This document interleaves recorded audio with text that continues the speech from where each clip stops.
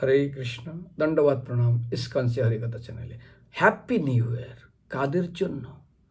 আজ যমরাজ এবং যুধিষ্ঠির মহারাজের ভিতরে কথা হচ্ছে। যক্ষরূপে যমরাজ প্রশ্ন করেছিলেন, যুধিষ্ঠির বলছে অহনি অহনি ভূতানি, অর্থাৎ কিম আশ্চর্য, গচ্ছন্তি যমালয়ম, সবাই মৃত্যু হচ্ছে, সবাই মরে যাচ্ছে, শেষ স্তবর বিচ্ছন্তি কিম আশ্চর্য মত পরম।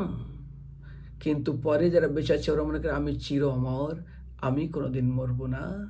আরে যেমন আমাদের দেশের শক্তির আরাধনা, তারা ছাগল বলি দেয়। একটা ছাগলের মাথায় পূজারী এসে কি করে, দুর্বাই এবং আতপ চাল দিয়ে পূজা করে। অন্য একটা ছাগল তার মাথার থেকে আতপ চাল এবং দুর্বা চিবাইয়ে খায়। ও দেখছে মরছে, ওকে বলি দিচ্ছে কি, ও দেখেও দেখে না, পশ্যন্তি না পশ্যন্ত, দেখেও দেখে না। আমরাও ঠিক এত কিছু দেখে বুঝেও আমরা মনে করি আমি চির অমর। আরে কোথায় হিরণ্যকশিপু?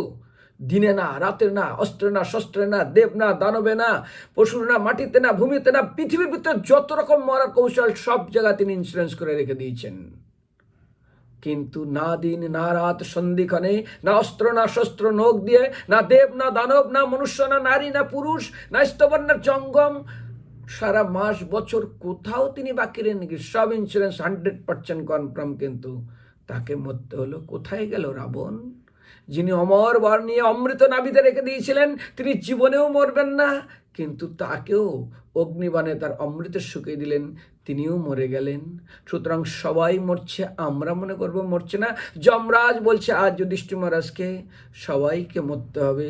সুতরাং এই নিউ ইয়ার আপনার জন্য মৃত্যুর একটা পা আগে বেরিয়ে গেছেন।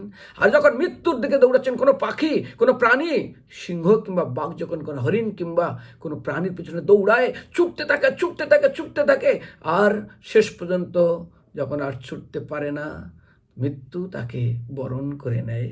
সেই জন্য বলেছে, যা চিন্তা ভুবি পুত্র পুত্রও ভরণ ব্যাপার সম্ভাষণে, সা চিত্তা ধনধান্য ভোগে যশোদা লাভে জায়তে।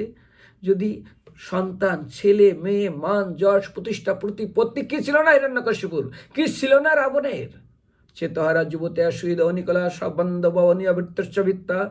আরে সুন্দর স্ত্রী, হাজারো সেবক, হাজারো গৃহ, গজন্তী দন্ত নিভারা, সমস্ত লোক অপেক্ষারত আপনার গৃহের সামনে, লক্ষ লক্ষ লোক আপনার জন্য অপেক্ষারত, কিন্তু চোখ বন্ধ করলেই সব বিদায়। সেই জন্য আজ মৃত্যুর দেবতা হাত বাড়িয়ে আলিঙ্গন করছে, আপনিও ধীরে ধীরে মৃত্যুর দেব। ঠিক যেমন সাপের মুখে যখন কোনো প্রাণী গ্রাস করায়, ধীরে ধীরে ধীরে ধীরে প্রবেশ করে। সাপ যখন কোনো প্রাণীকে খায়, জুতো, মোজা, ঘড়ি, আংটি, হেলমেট পুরাটাই খেয়ে নেবে, একটা চিহ্ন থাকবে না। বাঘে খাক, সিংহে খাক, রক্ত পড়ে থাকবে, জুতা পড়ে থাকবে, মোজা পড়ে থাকবে, জামা পড়ে থাকবে, কাপড় পড়ে থাকবে, কিন্তু সাপের খেলে কিছুই পড়ে থাকবে না।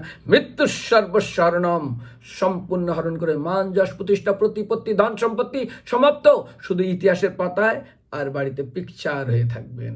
হরে কৃষ্ণ।